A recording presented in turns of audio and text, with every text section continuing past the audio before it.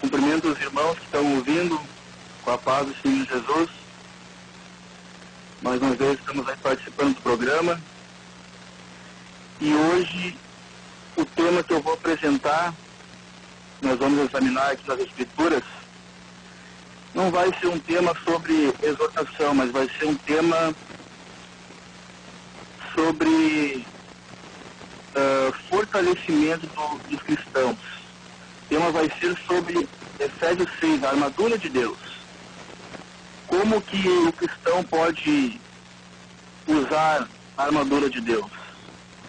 Porque Jesus, ele nos deu armas, só que às vezes, por falta de ensinamento, nós não sabemos como utilizar essas armas. Nós vamos examinar hoje, fazer praticamente uma exposição de versículo a versículo, de Efésios 6, a partir do versículo 10. Vamos ver em Efésios 6, a partir do versículo 10. Aqui no contexto, desde o verso 1, o apóstolo Paulo está dando recomendações para os filhos, para os pais, para os servos, para os patrões. E no 10 ele fala assim: no demais, irmãos meus, fortalecei-vos no Senhor e na força do seu poder. Então já vamos começar a examinar de uma forma mais aprofundada esse versículo 10. E cada versículo aqui fala muita coisa para nós. No demais, meus irmãos, fortalecei-vos no Senhor e na força do seu poder. Como que nós podemos nos fortalecer no Senhor? Fortalecimento. Assim como nós precisamos nos alimentar para fortalecer o nosso corpo, para ter ânimo, força, vigor para trabalhar, energia, também temos que fortalecer a nossa alma, nosso espírito. E como nós fortalecemos, como nós alimentamos? Com a palavra de Deus. Jesus fala em diversos versículos, principalmente no Evangelho de João, ele diz: eu sou o pão vivo que desceu do céu. Eu sou o pão da vida. Quem comer de mim terá vida eterna. Quem comer do pão que eu der, não terá mais fome. Quem beber da água que eu lhe der, eu sou a água da vida. Não terá mais sede. Então temos que comer e beber, nos alimentar de Jesus. Ele disse: quem come e bebe, quem come a minha carne e bebe meu sangue, viverá eternamente. As minhas palavras, disse Jesus, são espírito e são vida. Então temos que nos fortalecer dessa forma, nos alimentando de Jesus, comendo o pão vivo que desceu do céu.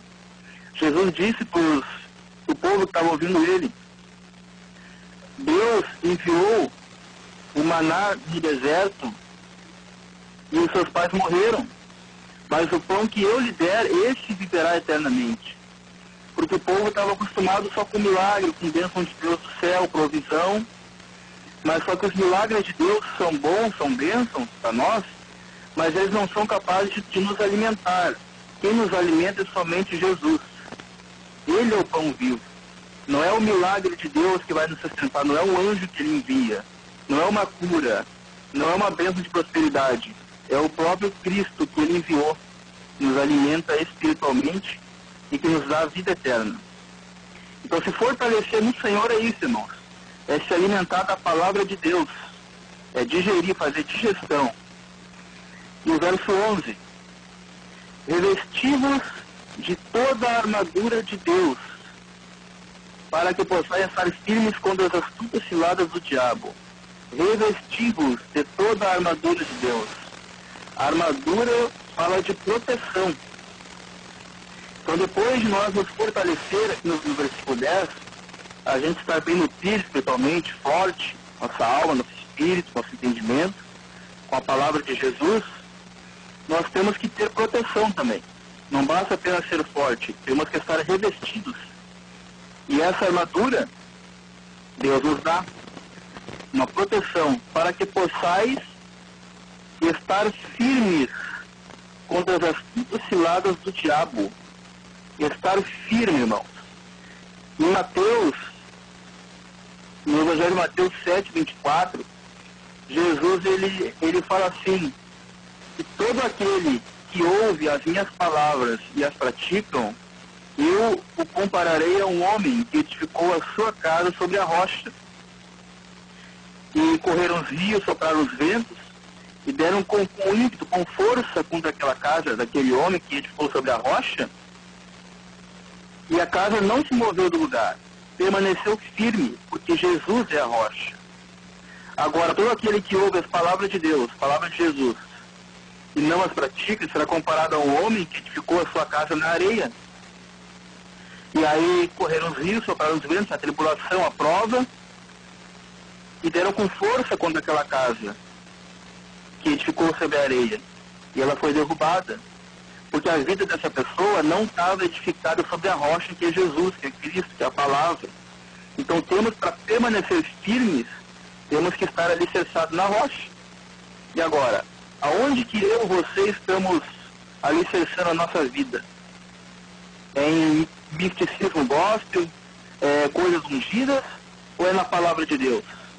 Ou é em Jesus? Temos que alicerçar a nossa vida na rocha que é Jesus,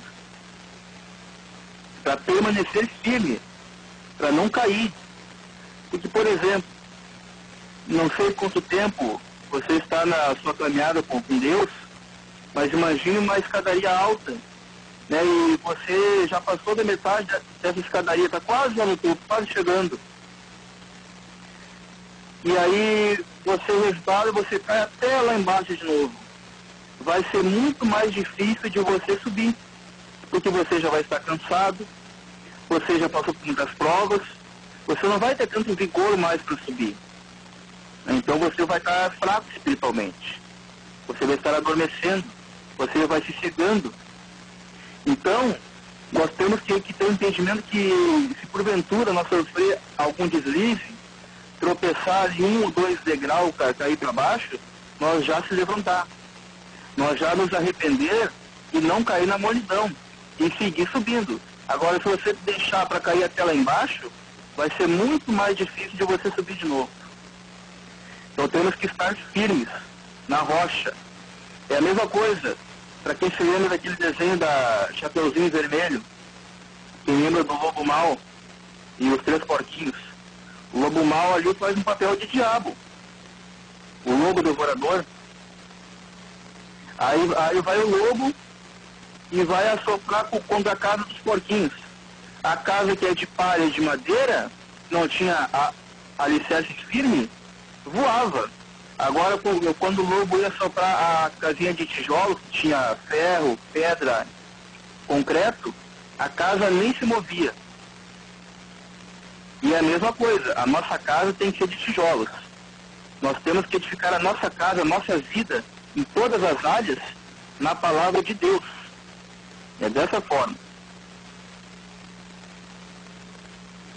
Para que possais estar firmes contra as astutas ciladas do diabo. Ele está o tempo todo planejando ciladas, laço do passarinheiro, armadilhas, forjando armas contra nós, porque com o mundo, com os incrédulos, os ímpios, aqueles que não conhecem a Deus e que negam a Deus, rejeitam a Deus, esse ele não precisa fazer força, já é do domínio dele.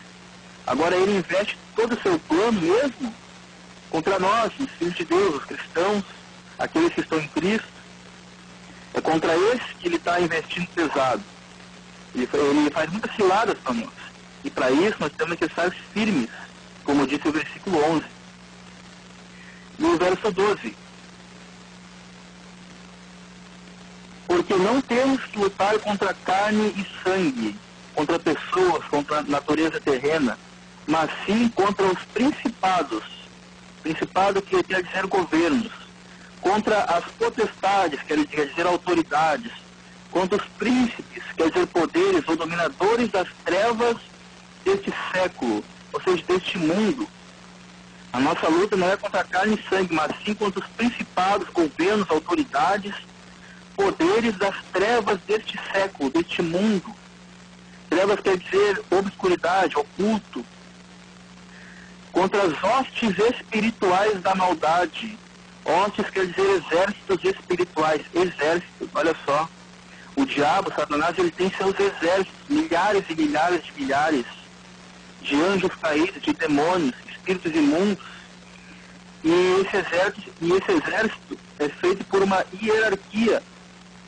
Tem governos, tem autoridades, tem comandantes, tem poderes. Então, eles são bem organizados, eles são bem planejados. Das trevas a gente segue contra os hostes espirituais da maldade, nos lugares celestiais. Mais um detalhe, nos lugares celestiais. Muitos pregam dizendo que os demônios, o diabo está no inferno, está no lago de fogo, está lá embaixo. Não, aqui está descrevendo aonde que eles ficam. Essas potestades, essas autoridades estão nos lugares celestiais. Ou seja, eles estão por todo o globo terrestre, nos céus, na atmosfera, até o terceiro céu, eles não chegam porque lá é o paraíso, como o apóstolo Paulo narrou em 1 Coríntios. Então, eles estão pelos céus, as potestades do ar. Não é no inferno que eles estão. Eles estão nesse mundo, agindo neste mundo. Portanto, tomai toda a armadura de Deus, o verso 13. Tomai toda a armadura de Deus, para que possais resistir, aguentar, suportar no dia mau. E o dia mau aqui, irmãos, na versão original grega, quer dizer o dia maligno, o dia da maldade.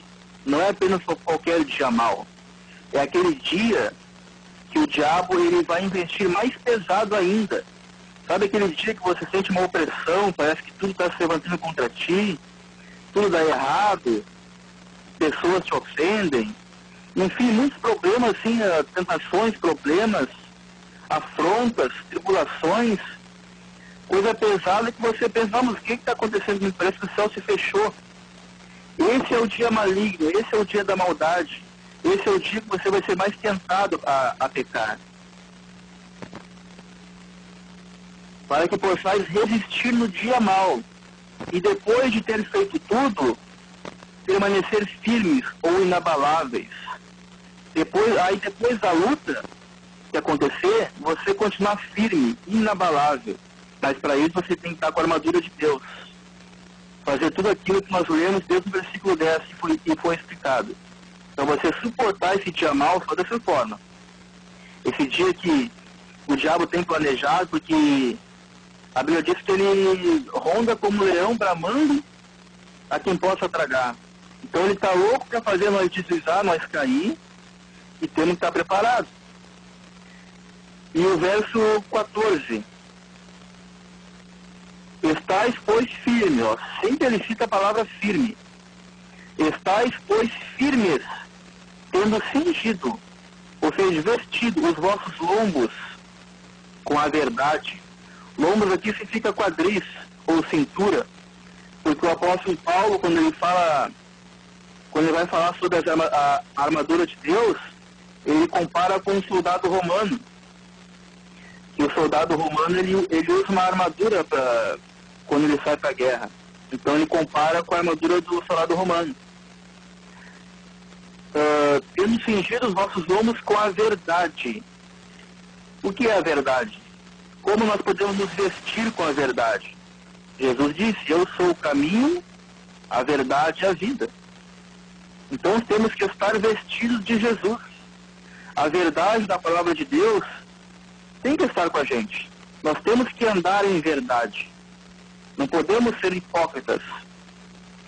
No Evangelho de João, no capítulo 1, verso 47, lá quando Jesus os primeiros discípulos começam a seguir ele, Felipe foi na casa de Natanael para chamar ele, para avisar ele que eles encontraram o Messias, de quem os profetas tinham falado. Aí Natanael saiu, para ver quem era o Messias, quem era esse que ele queria mostrar. E aí a Bíblia diz que quando Natanael foi se aproximando de Jesus, Jesus olhou para ele e disse, eis aí um verdadeiro israelita, em quem não há dolo. Dolo quer dizer falsidade, hipocrisia, farsa, mentira, engano. E Jesus, ele foi sincero, ele olhou para Natanael, para a vida dele dos pés à cabeça. E Jesus conhecia a vida dele. E disse: eis aí um verdadeiro israelita em quem não há falsidade, não há engano. Esse aí anda em verdade, esse aí adora a Deus, esse aí cumpre a lei, esse aí ama a Deus, esse aí tem temor de Deus. E a verdade está nele. Mas agora, será que Jesus pode olhar para nós e dizer, olhar para a nossa vida como Natanael e falar: eis aí um verdadeiro cristão em quem não há dolo, em quem não tem farsa, esse aí vive o evangelho, esse aí vive que prega, ele não é só crente só quando está na frente dos irmãos, né? Só quando está no culto, lá na igreja, mas esse aí é crente em todas as áreas da vida dele, seja na prova, seja na alegria, seja na tribulação, ele permanece no cristão. Agora, não sei se os irmãos já ouviram falar daquele crente, o crente 007, que é o crente secreto. Ninguém sabe que ele é crente. Ele é que um espião, é um agente secreto. E tem aquele irmão também que se transforma. Ele está na rua como se fosse um ímpio. Aí quando ele vê um irmão, ele se transforma em crente. Aí a paz do Senhor para cá, abraço para lá. Aquela conversa toda de evangélico, né? Se transforma. Não. Jesus, isso aí para Jesus é dolo, é falsidade, é engano, é hipocrisia. Ele quer olhar para nós e dizer: eis aí um verdadeiro servo, um verdadeiro cristão. Esse se parece comigo. É essa verdade que tem que nos acompanhar. Está investido da verdade. E continuando. Investida a couraça da justiça. Vestida a couraça da justiça. A couraça, no soldado romano, é uma proteção para o peito. Uma proteção que protege todo o peito. E quando fala de peito, fala de coração. Temos que ter uma couraça no nosso coração. Coração é a sede dos desejos, dos sentimentos, das emoções. E que justiça é essa? Em Romanos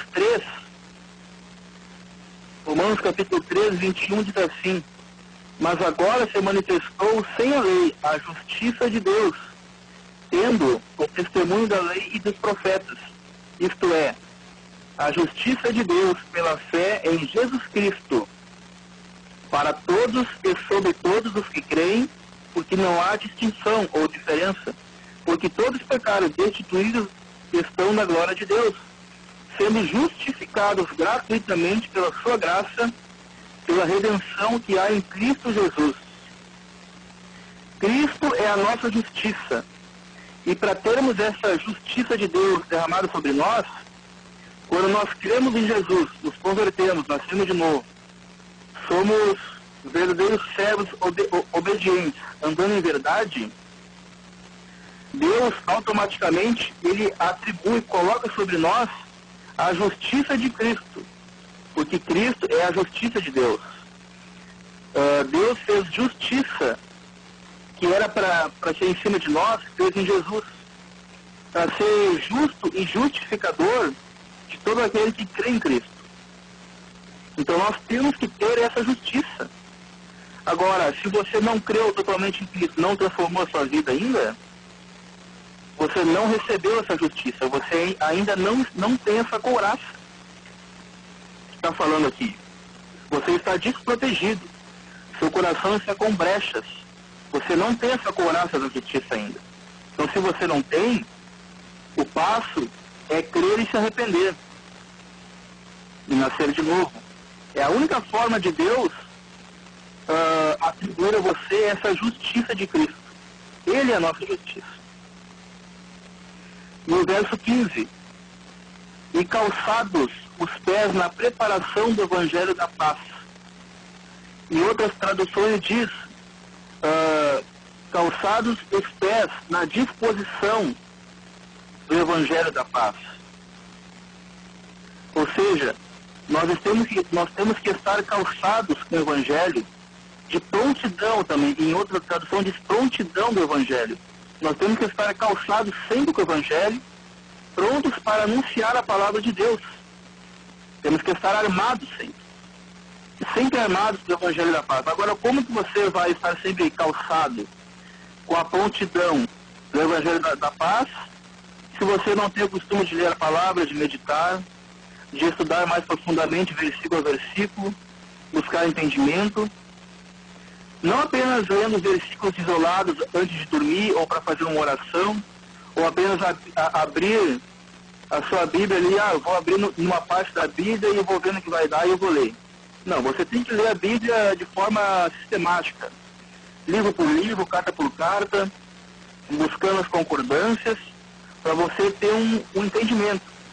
Porque hoje o que nós vemos, porque realmente hoje nas igrejas, nas denominações, as pregações elas estão muito ralas, elas estão superficiais, você não tem mais um ensino aprofundado, versículo por versículo, você não tem mais uma exposição do texto e contexto para você compreender com profundidade.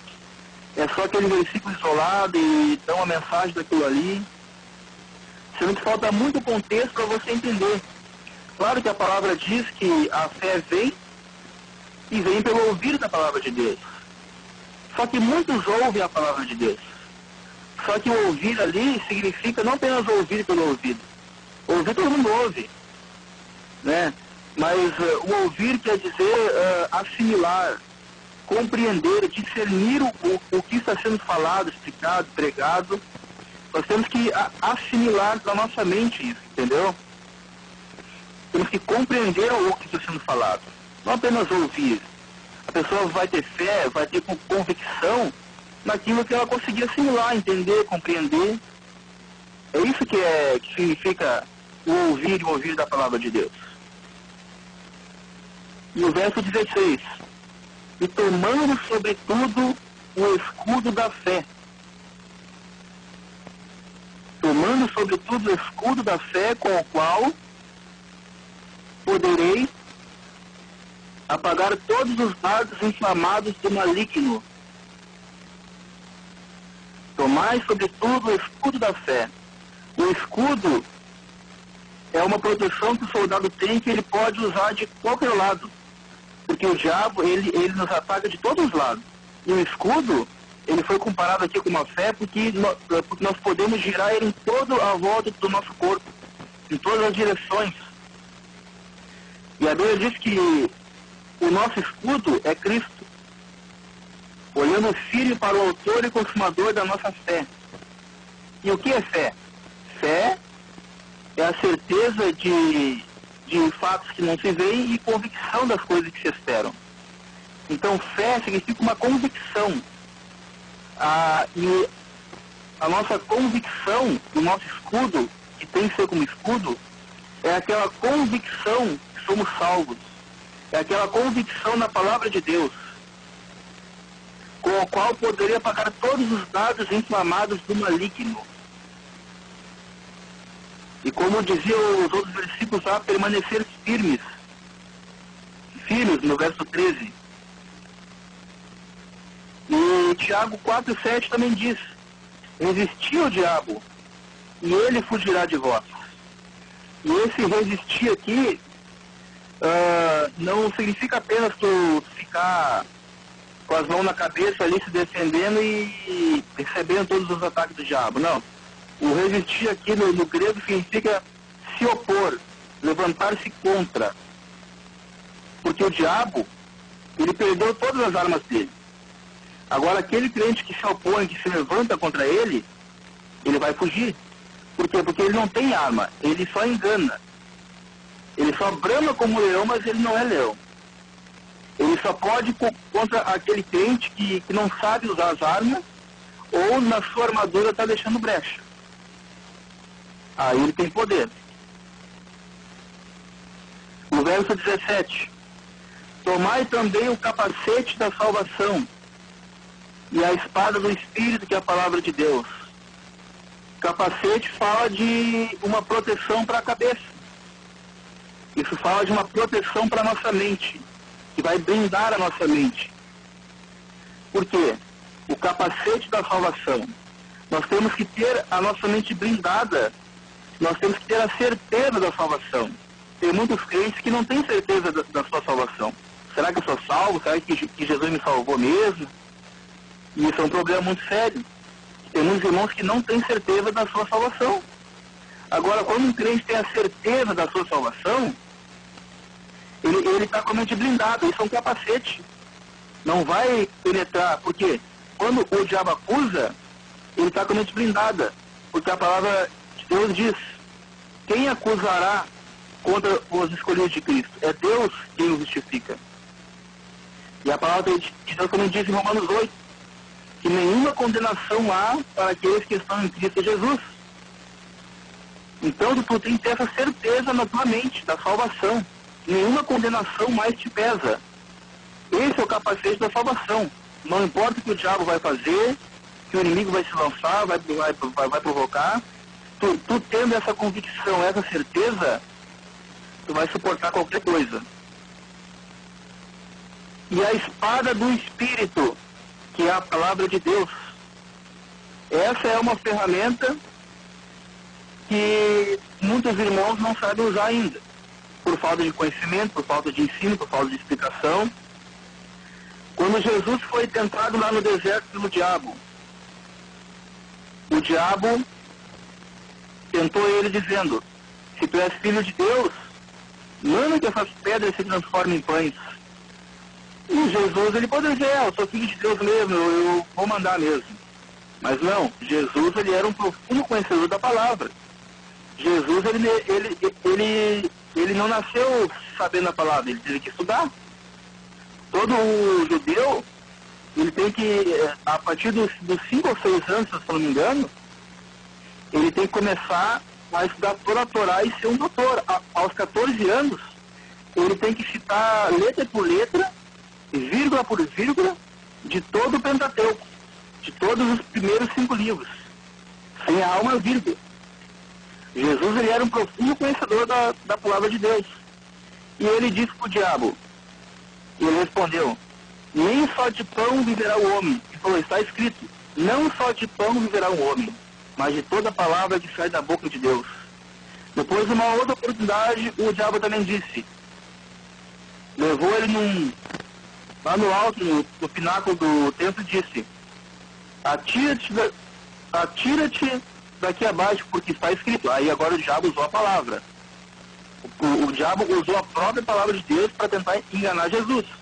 E é exatamente o que os falsos profetas fazem hoje. Eles usam versículos isolados para convencer o povo. E foi o que o diabo fez. Está escrito, ele disse: atira-te daí abaixo, que está escrito na palavra que Deus dará ordem aos anjos a teu respeito para que te guardem e para que tu não tropece em alguma pedra. E Jesus usou a espada e disse: também está escrito, Satanás, não tentarás o Senhor teu Deus. Então temos que estar preparados com a espada do Espírito, que a espada foi feita para cortar, né, para penetrar e para se defender também. Então a gente tem que se defender e usar a palavra na hora certa. Agora, como é que tu vai se defender quando surgir uma prova, uma tentação, ou alguém querendo te ofender? Tu não vai saber o que fazer, porque mas aonde está escrito? O que está escrito sobre isso? Eu não sei agir, eu não sei me defender. Então tu tem que ter o conhecimento da palavra de Deus, tu tem que estudar, tu tem que ler, meditar na palavra de Deus, para te saber onde está escrito e o que está escrito, referente a qualquer tipo de circunstância, de momento da sua vida, para você poder usar a espada do Espírito, que é a palavra de Deus. E o verso 18: orando em todo tempo, com toda oração e súplica no Espírito, e vigiando nisso com toda perseverança e súplica por todos os santos. Repetir de novo 18. Orando em todo tempo, com toda oração e súplica no Espírito. Aqui, se os irmãos prestarem bem atenção, no Espírito, orando, com toda oração e súplica no Espírito, o Espírito está com letra maiúscula. E letra maiúscula, Espírito, quer dizer Espírito de Deus. Não é orando no nosso espírito. Muitas das vezes, quando falam, irmãos, vamos ficar orando no espírito, você tem que orar no espírito, as pessoas acham que orar no espírito é fechar os olhos e abaixar a cabeça. Também não. Ou outros dizem, muitos dizem isso, né? Principalmente o meio pentecostal, que dizem que orar no espírito é falar em línguas estranhas. Também não.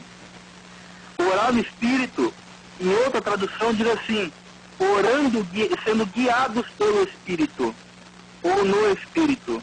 Orar no espírito significa orar a palavra de Deus. Orar com base na palavra de Deus, porque espírito é a palavra. Temos que orar, fazer uma oração bíblica. Como é que nós vamos orar qualquer palavra no nosso coração? Não. Para a nossa oração ter poder, o resultado, temos que orar na palavra de Deus. Temos que orar com conhecimento. Quando surgir a prova, a tribulação, nós temos que orar na palavra de Deus, se lembrando da palavra de Deus. Não, a palavra de Deus diz que eu já sou justificado pela fé em Cristo, nenhuma condenação há em mim, quem tentará acusação contra os eleitos de Deus? Isso é uma oração. Você está orando a palavra de Deus. Isso é um grande mecanismo de defesa. Você está orando a palavra de Deus. E a nossa palavra não tem poder. Que muitos dizem que a nossa palavra tem poder, que tem que dar 3 batidinhas na madeira. Isso aí é misticismo, é fantasia, é mentira. Isso é paganismo. Não, as nossas palavras não têm poder. Agora a palavra de Deus tem poder. A palavra de Deus tem todo poder. Agora palavras humanas não têm poder algum. Agora se nós orar com base na palavra de Deus, com fé, e a verdade estando aplicada na nossa vida, a palavra tem poder. A palavra de Deus tem poder. Então orar no Espírito é isso. Não é ficar orando em línguas, ou abaixar a cabeça, fechar os olhos. É orar com base na palavra de Deus, com conhecimento, e você vai saber se defender em todo tipo de área. Até o apóstolo Paulo disse em 1 Coríntios 14, se eu orar em línguas e não entender, a minha mente fica infrutífera. Ou seja, eu não vou estar sendo edificado em nada. E então, o que ele disse? Então, eu orarei com entendimento, com conhecimento. Então, serei edificado e poderei edificar outros ainda. Então, orar no Espírito é isso, é no Espírito de Deus, não é no nosso. É orar com base na palavra, na Escritura. Por isso que aqui é importante você ser um grande conhecedor da palavra, para você saber o que está escrito, onde está escrito, para poder aplicar na hora certa a espada na sua vida. E Jesus, ele tirou tudo do diabo e entregou a nós. A Bíblia diz que ele triunfou sobre ele na cruz, despojando, ou seja, tirou toda a arma dele, todo o poder dele. A Bíblia diz em Hebreus que ele destruiu o diabo, mas ele destruiu no sentido limitado, que ele não tem mais o poder que ele tinha antes. Porque no Antigo Testamento, o diabo, ele tinha poder sobre todas as nações. Ele podia cegar quem ele quisesse. Mas quando Jesus venceu na cruz, ele despojou esse poder do diabo. Ou seja, ele tirou todas as armas dele. E o que Deus fez para nós?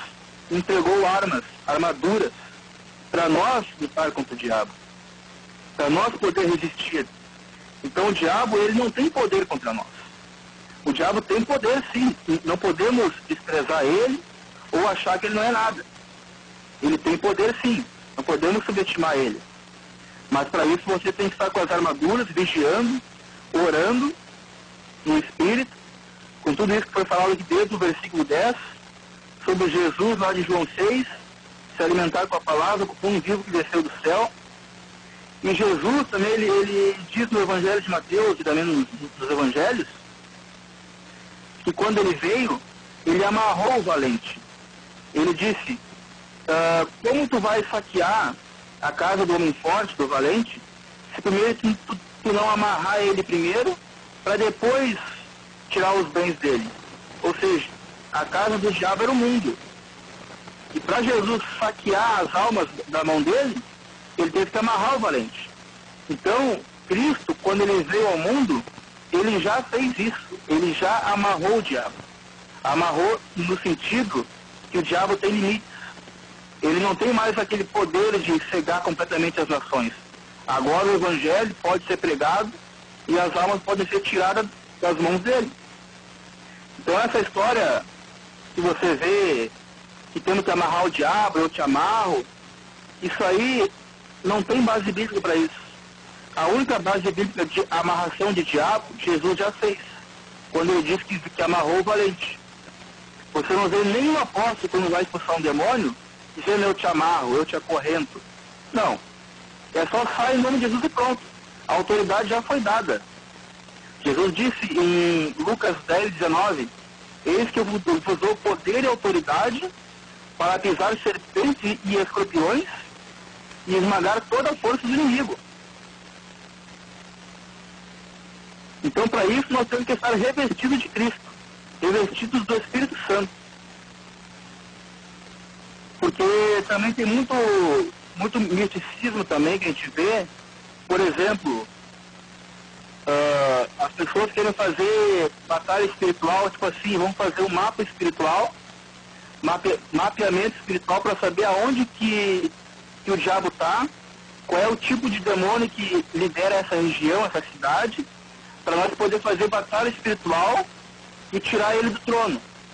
Porque ele está comandando essa cidade, temos que amarrar ele primeiro. Temos que fazer batalha espiritual. Aonde que na Bíblia diz que nós temos que procurar o diabo? Não. A Bíblia diz para a gente resistir quando ele aparecer, não para a gente procurar ele, ficar procurando aonde está o diabo para fazer campanha, batalha espiritual corrente, para amarrar ele, para depois eu poder evangelizar, para depois eu poder pregar o evangelho. Não.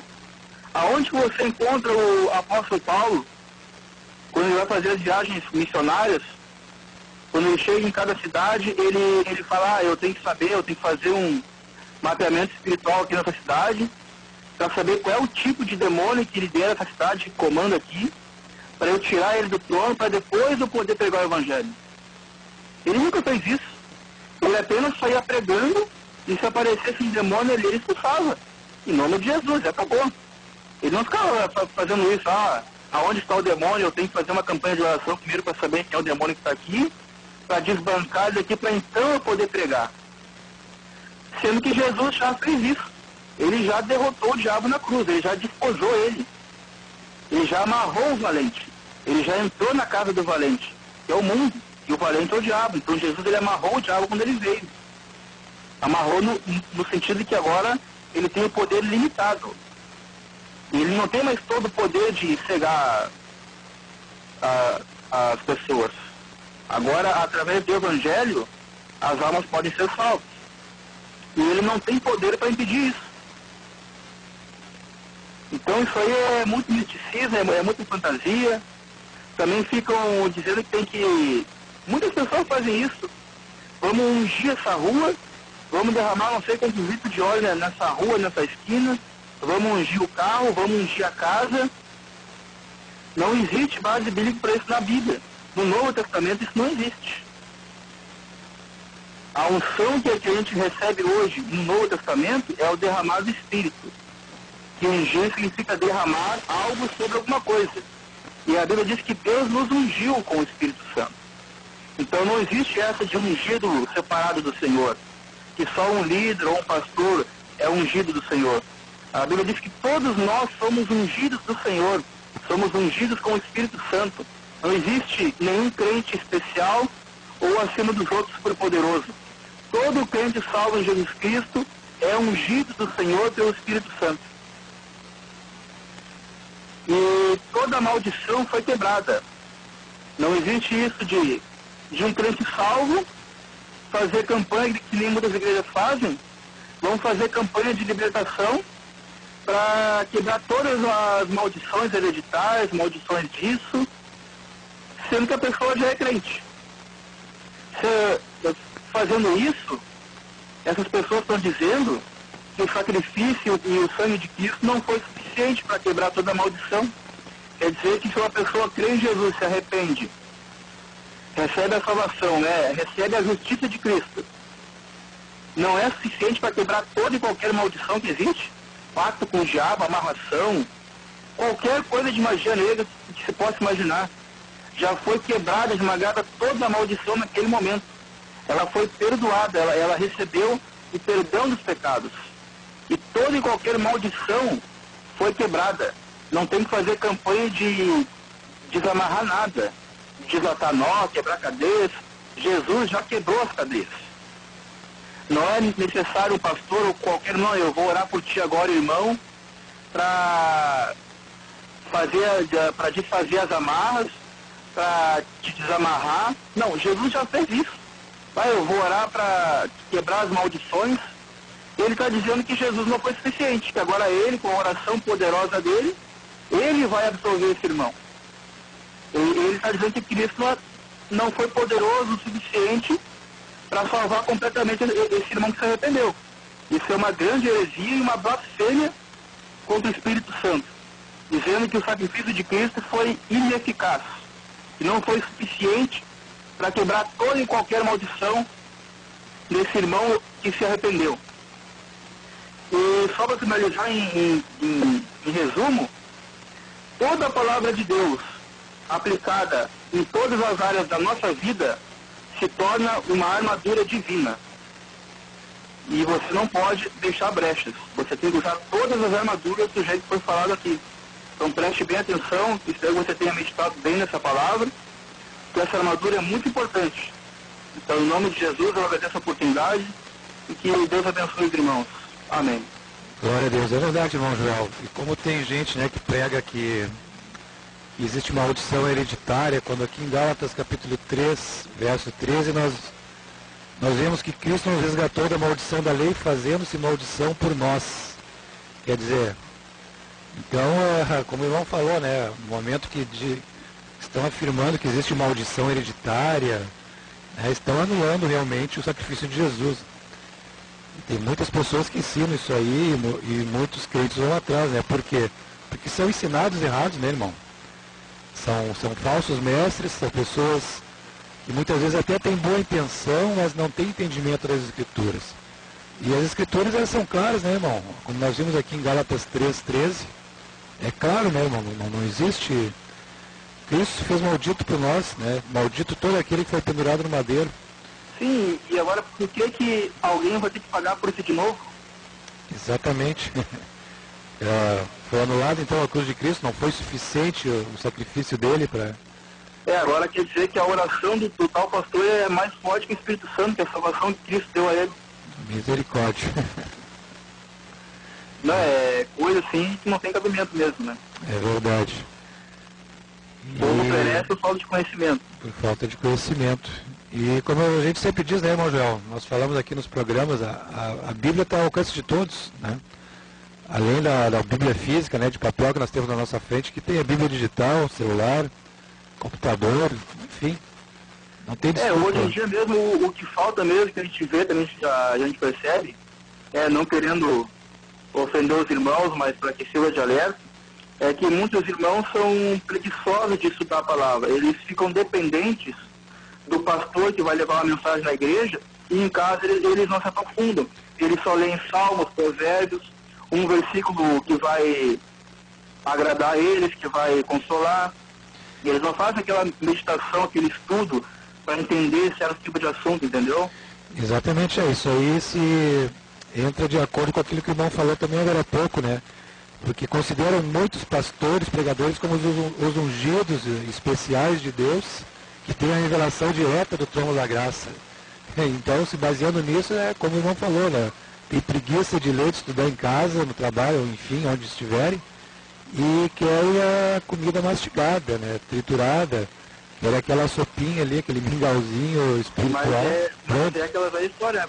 Quando tu vai comer fora, tu não sabe como é que foi preparada aquela comida, né? Ah, é verdade. Que tempero foi colocado ali? Pois é, da onde ele tirou tudo ali? Será que no preparo dos temperos ele lavou as mãos antes? E agora? As suas mãos estavam limpas? Será que ele foi lavado pelo Espírito Santo mesmo? Será que ele está sendo sincero? Meu Deus, é verdade.